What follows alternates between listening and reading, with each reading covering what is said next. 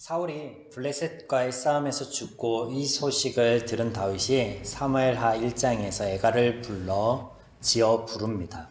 이제 하나님께 여쭙기를 다윗이 헤브론에게 갈 것을 하나님께서 말씀하시자 다윗은 헤브론으로 가고 그곳에서 유다 한 지파의 왕이 되죠.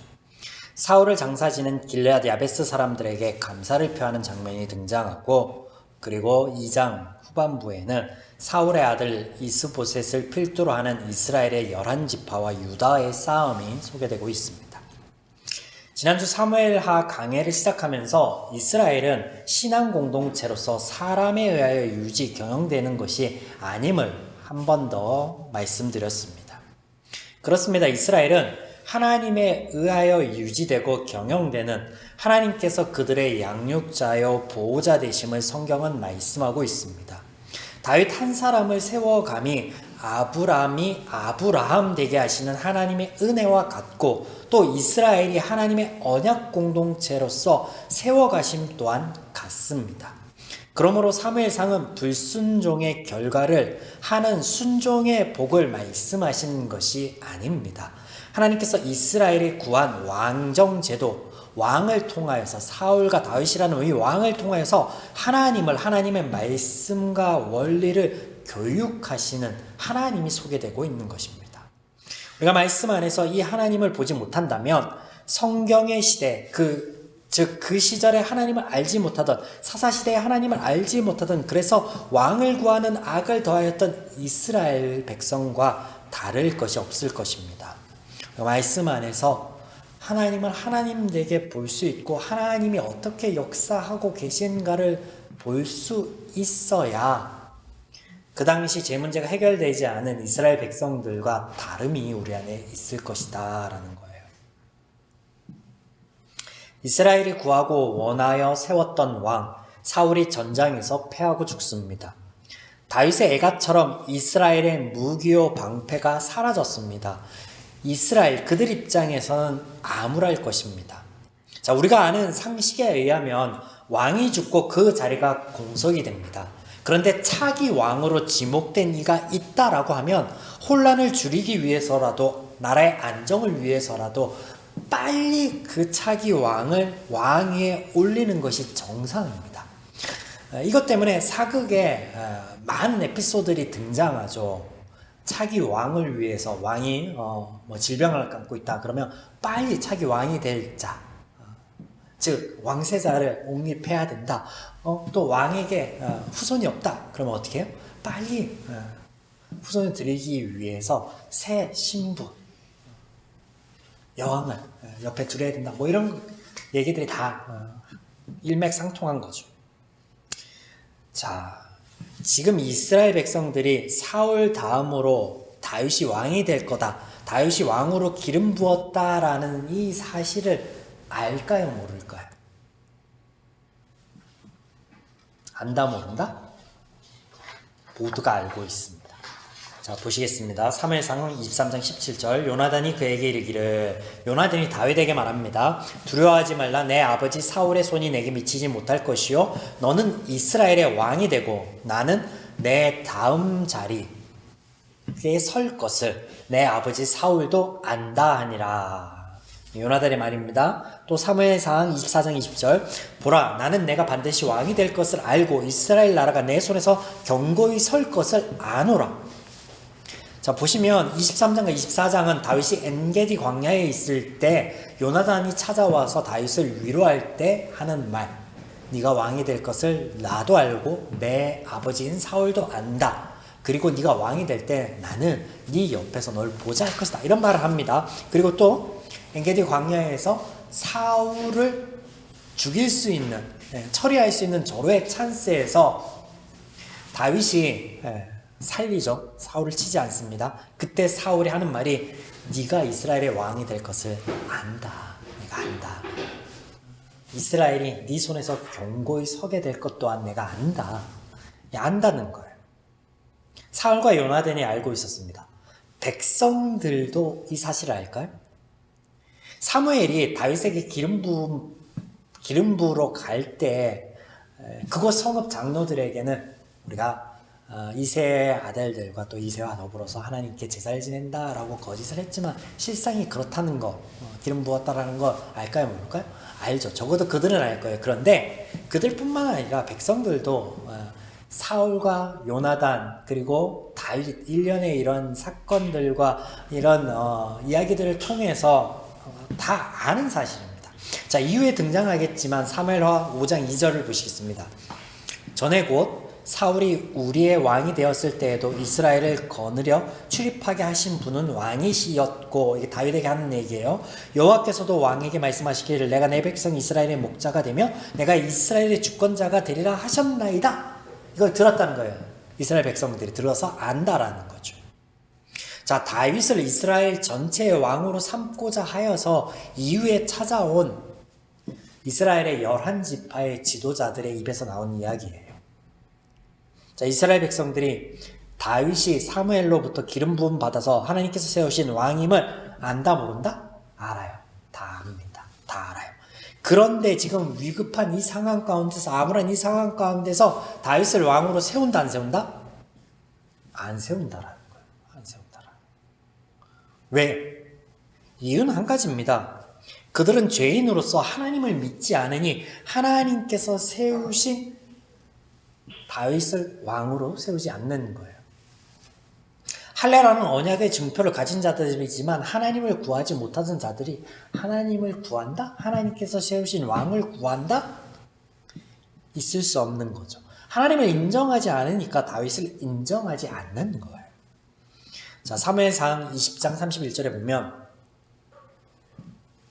이새의 아들이 땅에 사는 동안에 너와 내 나라가 든든히 서지 못하리라. 그런즉 이제 사람을 보내어 그를 내게로 끌고 오라. 그는 죽어야 할 자라. 이게 무슨 말이냐면요, 요나단에게 사울이 하는 이야기예요.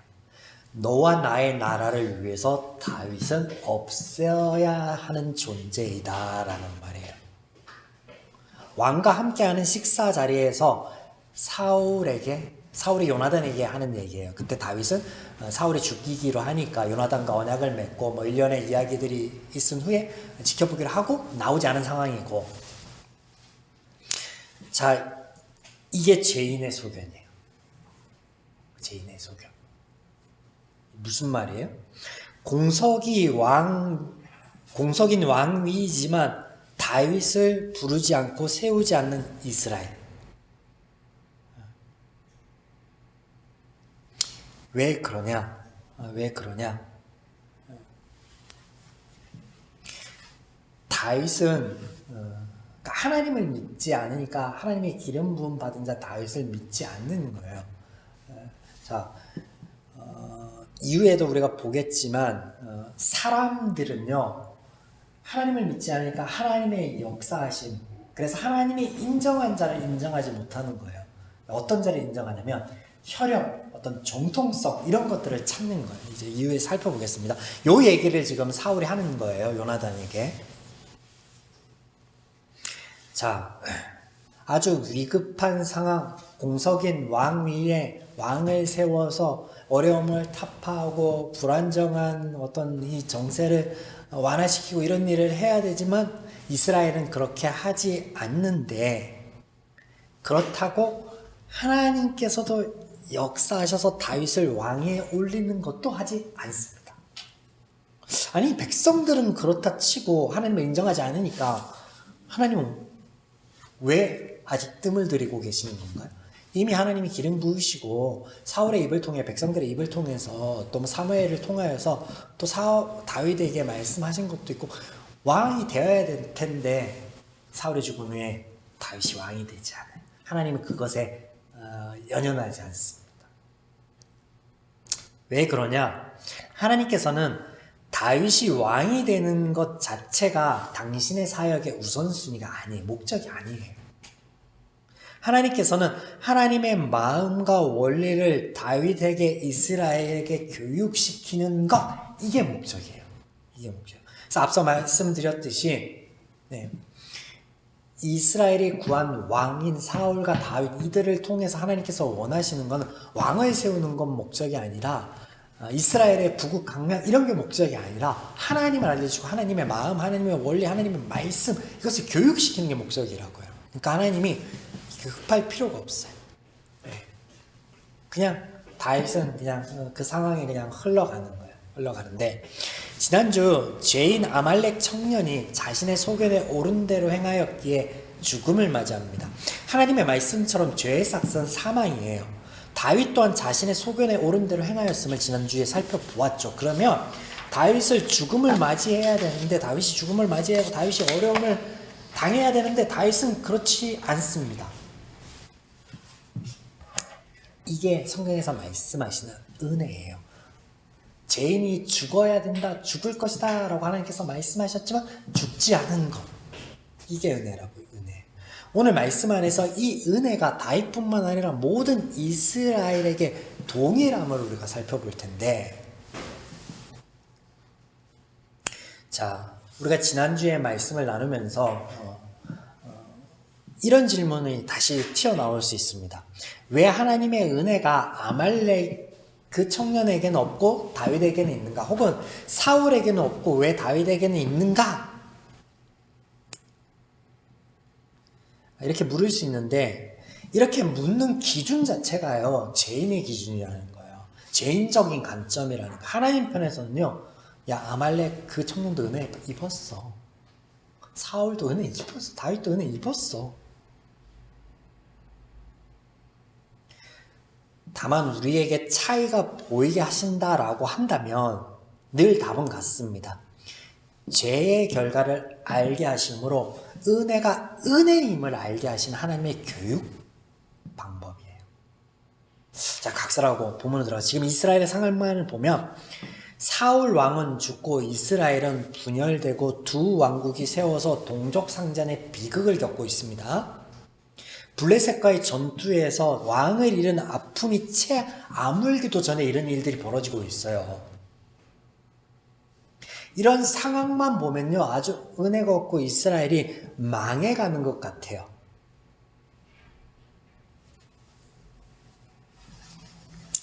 그런데 실상은 그렇지 않다는 거야. 그렇지 않다는 거야. 죄의 삭은 사망. 아말렉 청년이 죽은 것 같이, 아니, 아말렉 청년이 죽기 이전에 이스라엘은 죽어야 했습니다. 왜냐면 이미 하나님과 광야에서 맺은 언약을 지키지 않았고 그들의 하나님을 버렸고 하나님 아닌 이방신들을 섬기고 제사 드리고 할 짓 안 할 짓 다 했어요. 이미 죽어야 했습니다. 야, 또 생각해 보세요. 지금 블레셋 전투에서 패했습니다. 근데 나라가 망하고 없어진 게 아니에요. 내란이 일어날 수 있는 여유가 있어. 말이 안 되는 거예요. 하나님의 은혜가 아니다, 은혜가 없다라고요. 이 부분에서, 이 대목에서 어디에서 찾아볼 수 있겠습니까? 오히려 하나님의 은혜죠. 블레셋에게 망했어요. 블레셋이 쳐서 왕이 죽고 왕자가 죽었어. 왕자들이 죽었어. 크게 대파했어. 이 나라가 크게 흔들리고 이 나라가 망하기 직전에, 왜냐면 그 가운데 내란이 일어나고 치고받고 난리나. 근데 안 망한다고요. 이스라엘이 유지가 된다고. 말이 안 되는 그것 자체가. 왕을 잡았어요. 전투에서 블레셋이 왕을 잡았어. 그러면 블레셋이 쳐들어와서 그 모든 땅을 점령하고 짓밟는 게 순리예요. 그게 맞습니다. 그런 일이 벌어지지 않아요. 그냥 사울 죽은 걸로 끝. 이스라엘은 이스라엘대로 남고 블레셋은 블레셋대로 남고 그 이스라엘 내란이 일어나도 블레셋 가만히 있네? 이웃 나라들이 가만히 있네? 그게 더 이상하죠.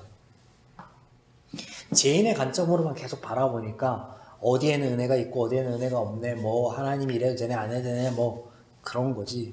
네, 아니에요. 본문으로 들어가 보겠습니다. 다윗이 시글락을 친 아말렉으로부터 모든 소유를 찾아올 때 부를 축적하죠. 그게 엄청나서 남는 것들을 그의 가족, 유다가 자신이 집하죠. 여기에 장로들에게 보냅니다. 그리고 사울의 죽음 소식을 애가를 지어서 유다 지파에 가르쳐서 부르게 합니다. 이 모든 게 다윗의 어떤 정치적인 행보라고 말씀드렸었죠. 근데 여기에 뭐가 끼어 있냐면요, 혈연, 지연 이런 것들이 끼어 있는 거예요. 자, 다윗이 사울이 죽고 난 후에 애가 이런 퍼포먼스 다 보인 후에 하나님께 그제서야 하나님의 말씀은 뒤로 하고 유다 땅을 떠나서 자신의 소견에 오른 대로 블레셋에 거하고 있던 시글락에 거하고 있던 그가 이제서야 물으면서 하나님께 묻기를 뭐라고 묻냐면 유다의 어느 성읍으로 갈까요? 라고 묻습니다. 다른 지파가 아니라 유다 딱 집어서 유다의 어느 지파로 갈까요? 이스라엘 땅 어디로 갈까요가 아니라 유다의 어느 곳으로 갈까요? 라고 물어요. 왜? 적어도 거기에는 내가 비빌 만한 곳이 있겠다라는 거예요. 왜냐면 그간에 그의 행보가 있잖아요. 정치적 행보가 있잖아요. 이 하나님께서 헤브론으로 갈 것을 말씀하시죠. 우리가 이 대목에서 눈여겨볼 것들이 있는데요. 2절, 3절 보시면, 3절, 4절 보시면, 또 자기와 함께한 추종자들과 그들의 가족들을 다윗이 다 데리고 올라가서 헤브론 각 성읍에 살게 하니라. 유다 사람들이 와서 거기서 다윗에게 기름 부어 유다 족속의 왕으로 삼았더라. 자, 다윗이 헤브론으로 거처를 옮길 때 두 부류의 무리가 함께합니다. 하나는 그의 권속들, 그의 가족들이에요. 그리고 하나는 다윗을 따르는 자들이에요. 이를 우리말 성경에서 추종자라고 번역합니다. 추종자. 자, 우리가 추종자 하면 그냥 단순히 따르는 자가 아니라 그 따르는 대상의 어떤 이념이나 사상이나 그의 가치관을 받아들여서 그와 함께하는 자들이라고 여기죠. 자, 여튼 그들이 헤브론으로 이동한 후에 각자 터를 잡고 머뭅니다. 근데 그 터를 잡고 머물 때 유다로부터 이 반박, 어떤 압력, 거부반 이런 것들이 안 일어나요. 오히려 그들이 터를 잡기 시작할 때 바로 유다 땅으로 다윗이 넘어오고 자리를 잡고 바로 유다 사람들이 와서 다윗을 왕으로 추대합니다. 근데 이때 이 사람들은 그냥 사람들이 아니라 장로들을 의미하는데 뭐예요? 다윗에게 받은 게 있는 그 장로들이요. 시글락으로 돌아와서 넘치는 불을 가지고 장로들을 줬는데 그 장로들이 와서 우리의 왕이 되소서라고 했다는 거예요. 그간의 다윗의 정치적인 행보에 반응한 사람들이죠.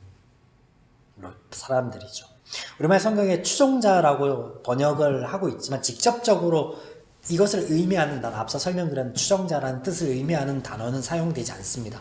원어에는 사용되지 않는데 사용할 만합니다. 상황이 보면 다윗의 정치적 행보, 그 정치적 행보에 반응하는 사람들 이런 것들을 보면 다윗에게 빠져있는 사람들이 있었구나. 그래서 다윗을 온전히 다윗이 가지고 있는 어떤 가치관이나 어떤 그런 이념들을 받아들이는 수용자들이 있구나 라고 봐도 무방하죠. 네. 그래서 이 단어를 사용할 만합니다. 단어는 없어요. 실질적으로는 없는데 번역에 사용할 만합니다. 그래서 여기서 이렇게 이야기가 끝내면 다윗은 수완 좋은 자가 됩니다.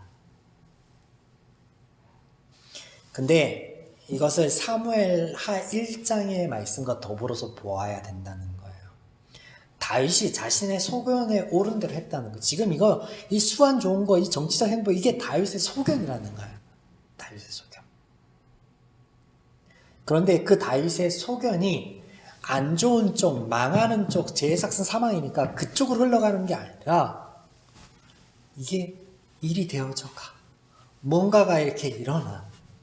이게 하나님이라는 거예요. 이 핵심이 하나님의 함께 하심이라는 거예요. 하나님의 은혜라는 것을. 하나님이 선용하셨다라는 거예요. 다윗의 그런 행동들을.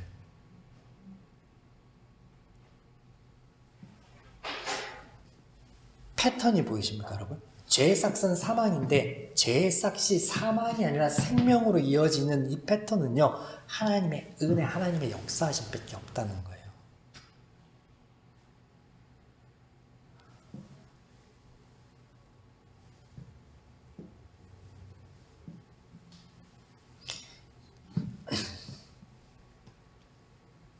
또 한 가지 살펴보고 보면 다윗이 하나님의 말씀을 쫓죠. 헤브론으로 가라. 헤브론으로 갑니다. 그래서 이런 대목들만 보면 다윗이 아주 신실하고 하나님을 잘 쫓는 사람 같아요. 그런 게 아니라는 거. 앞서서 언급했듯이 만약에 다윗이 하나님께 하나님 제가 앞으로 어떻게 해야 됩니까? 그간에 막 하나님께 그렇게 묻고 그의 행보와 그가 가고 오고 이런 것들을 정하였으면, 그런데 다윗이 그렇지 않아요. 자기 마음대로 했다가 물었다가 자기 마음대로 했다가 물었다가. 자, 다윗 하나를 하나님께서 보이고자 함이 아니라 이제 계속 말씀드린 것 같이 하나님의 다윗을 통하여 교육하심, 하나님의 원리, 하나님을 보여주신다 그랬잖아요. 이런 대목들이 성경에 이어서 등장하는 거예요. 이제 자, 유다와 이스라엘이 비교되기 시작합니다. 8절부터 이제 보시면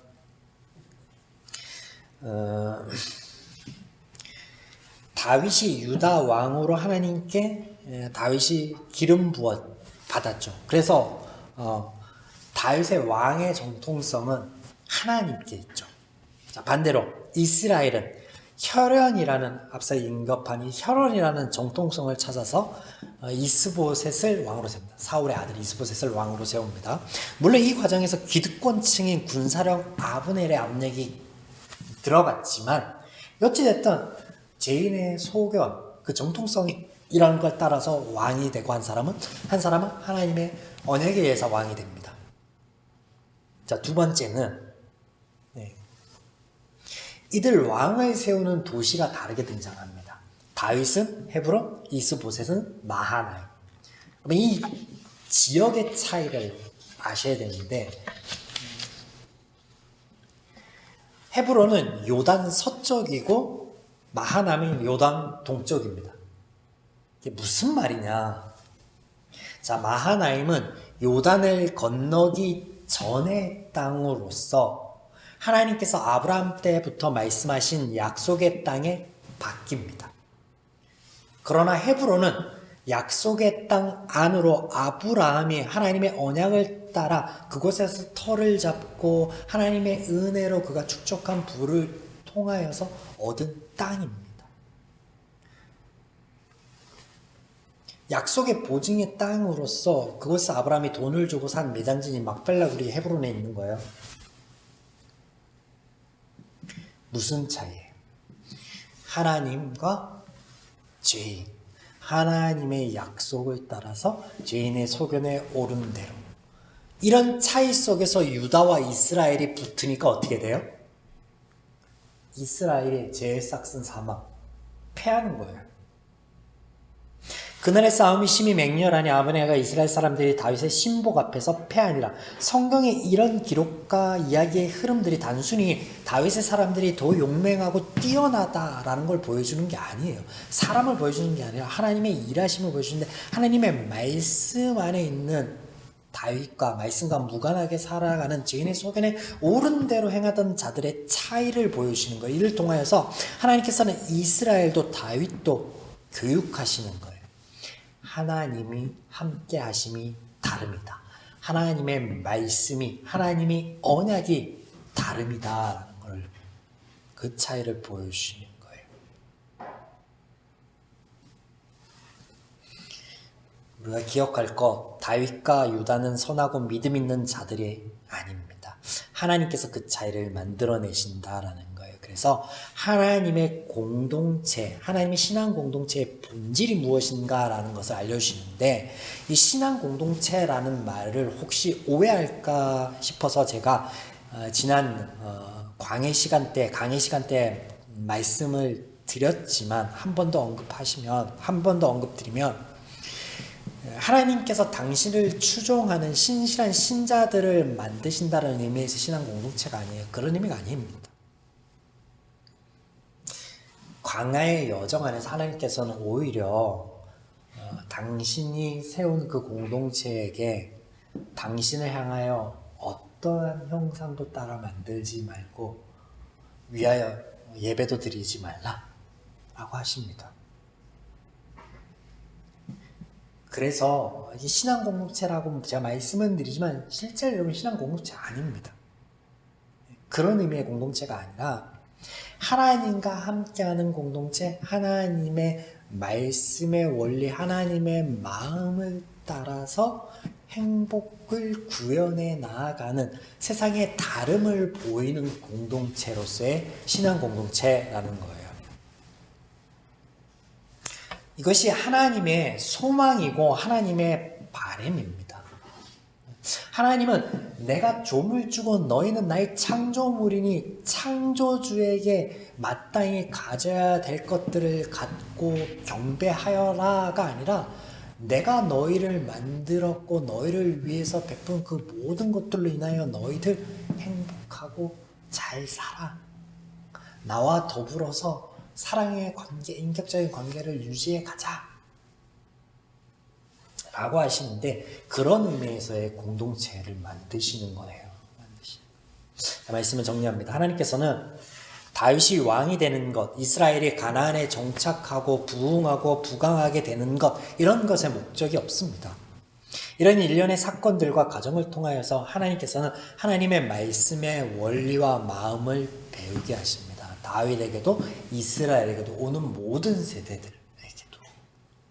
제 원리가 아닌 하나님의 원리여야만 행복할 수 있어. 그리고 그 행복한 삶을 살아계신 하나님을, 인간을 위한 왕이신 하나님을 알리는 첩경이라는 거예요.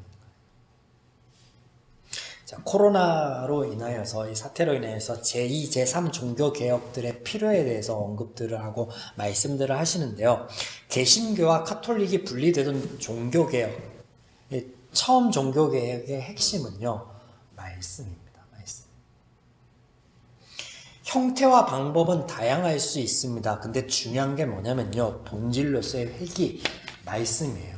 오늘날 교회들이 하나님을 하나님답게, 하나님이 성경에서 말씀하시고 계시는 이 말씀의 원리를 쫓아서 교회를 세워나가고 경영하고 있지 않고 세상의 경영의 원리를 가져다가, 마케팅의 원리를 가져다가 성도들의 필요를 따라다가 환경과 어떤 여건에 따라다가 하고 있는 것이 있다면 그걸 돌이키는 게 먼저예요.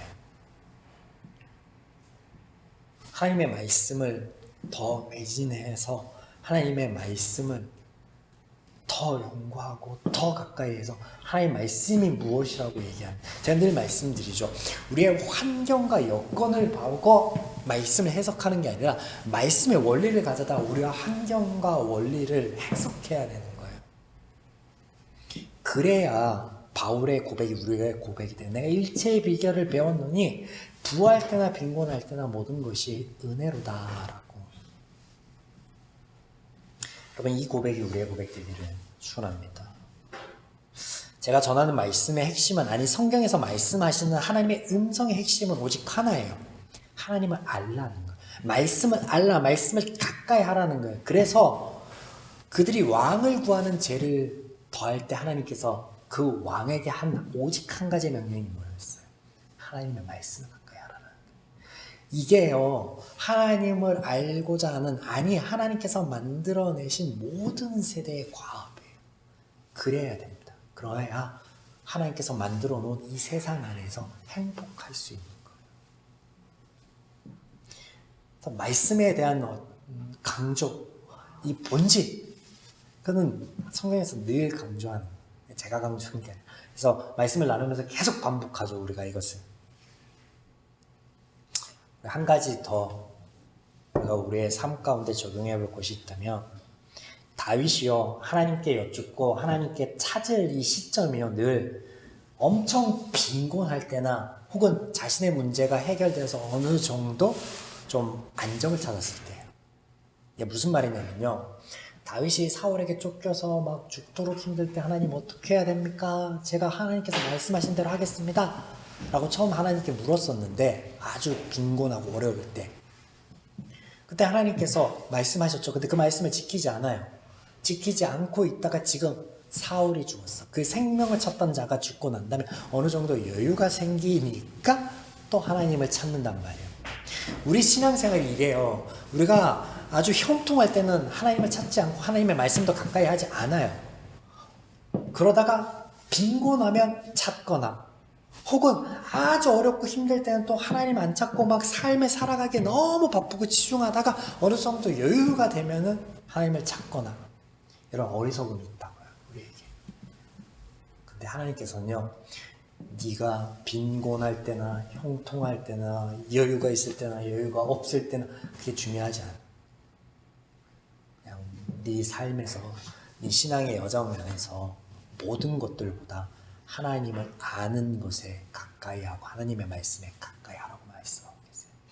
그래야 우리가 하나님 안에서 하나님께서 말씀하신 자유함이라는 거, 평화함이라는 거, 이 행복이라는 완전한 구현을 가져올 수 있어요. 그리고 그런 우리의 모습이요, 하나님의 나라를 세우고 확장하고 하나님을 전하는 성경임을 다시 한번 강조드립니다. 우리가 이 은혜를 누리는 또 한 주의 발걸음이기를 주님의 이름으로 축원합니다. 아멘.